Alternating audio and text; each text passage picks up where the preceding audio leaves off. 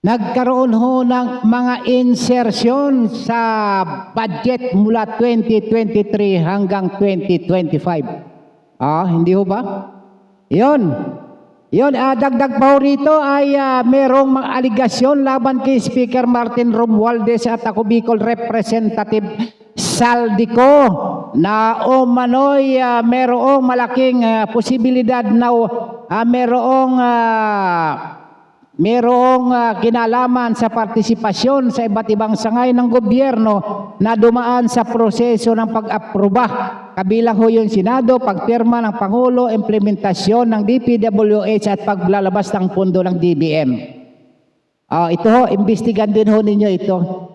Sapat yaman din lamang na sinasabi ninyong galit kayo sa magnanakaw ay dapat masiyasat ng husto para dumating yung yung katotohanan, sapagkat ngayon ho ay nananatiling aligasyon ang usaping ito at malalim na ho at dapat ho ay malalim na ho ang pagsisiyasat sa mga nagpahayag o yung may mga may kinalaman ho dito habang tumitindi ho ang usapin ho dyan sa flood control funds at dapat ay wala na hong maitatago pa.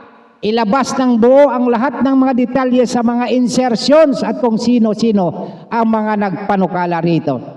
Hindi ho ba? Yan ho ang hinahanap ng sambayanan. Yan ho ang hinahanap. At dahil ho dyan ay marami hong mga bumabatikos dyan ho sa ganyang mga pahayag. Marami hong bumabatikos sapagkat lahat ho ng mga bumabatikos laban ho sa gobyerno sa kabila ho ng pahayag na ito na sila ay galit sa mga magnanakaw, yung mga kritiko ho nito ay sunod-sunod na kinakasuhan. Unang-una, si Jason sana, banggit ko na kanina. Sumunod ho dito. Alam na ho ninyo kung anong kaso ni Jason sana yung cyber libel. Ayun hong yung cyber libel at sedition ho doon sa isang vlogger naman ho, media personality. At robbery extortion na dito ho kay yung founder ng Peanut Gallery Foundation na si Franco Mabanta. Nakasuhan din yun.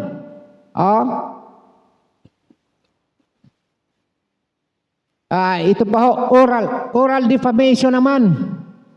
Code of Ethics and Oral Defamation. Na pagsuspindi ho dito kay Philippine College of Physicians at Health Advocate Dr. Tony Liatson. Inakusahan tong si Liatson dahil lang katiwalian at unethical practice sa isang manggagamot sa isang public hearing na di umano'y walang basihan. At yung pinakang bago ho dito, yung cyber libel na kay dating Ilocos Sur Governor Chavit Singson. At sa ngayon ho, sabi ho nitong si Atty. Baligod ay meron na hong 10 kaso ang inihain sa kanya. At kasama na rin ho yung mga ay nagpa-participate, yung mga witnesses ng mga dating sundalo. Hindi lang ho yan. Yun hong plunder. Yun hong plunder laban ho kay Senador Jingo Estrada. Na ngayon ay ikinulong pa na nakipaglaban sa kanyang paninindigan. Ito hong isasampa ho dapat dito kay Senador Joel Villanueva na ito ay inalok na lumipat ka na para hindi ka makasuhan. Ito na nga ang sampul ito si Jinggoy sa pagmamatigas niyo, di kulong ka. Pag hindi ka lumipat, kulong ka din. Ito pa, may banta pa, kakasuhan din itong si Senador Rodante Marcolita. Subukan nyo na. Subukan nyo na. At itong si dating Alakbayan Representative Mike Defensor. At yung si Senador Bato de la Rosa na ngayon ay nagtatago ng dahil diyan sa warrant of arrest ng ibang bansa, ng dayuhang bansa. Nang dahil diyan sa ICC. warrant of arrest. O ito pa, susunod pa daw itong si itong si Senador Bongo. Dahil ito daw ay mga dawit daw ito sa crime against humanity na ngayon ay kinaharap nitong si dating President Rodrigo Roa Duterte. Ito ho, yan ho yung mga kakasuhan. Yan ho ay uri ho ng panggigipit at panghaharas. Ito ho nga nangyayari ho. Ngayon ay hindi ho nakarating.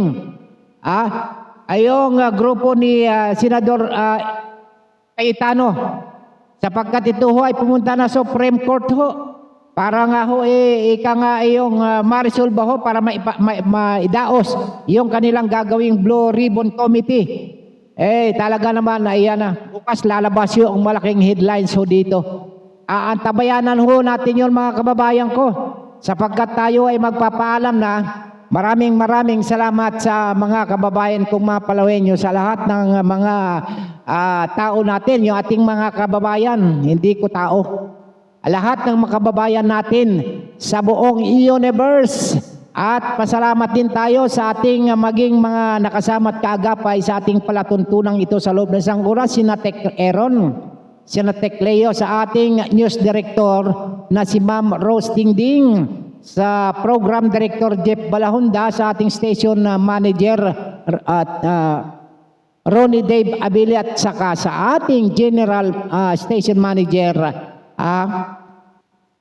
Ma'am Naomi Cascara, at sa lahat ng mga kababayan natin na patuloy na tumatangkilik sa ating palatuntunan, ang inyong nakasama, Don Robert Ramiro. Ano ho?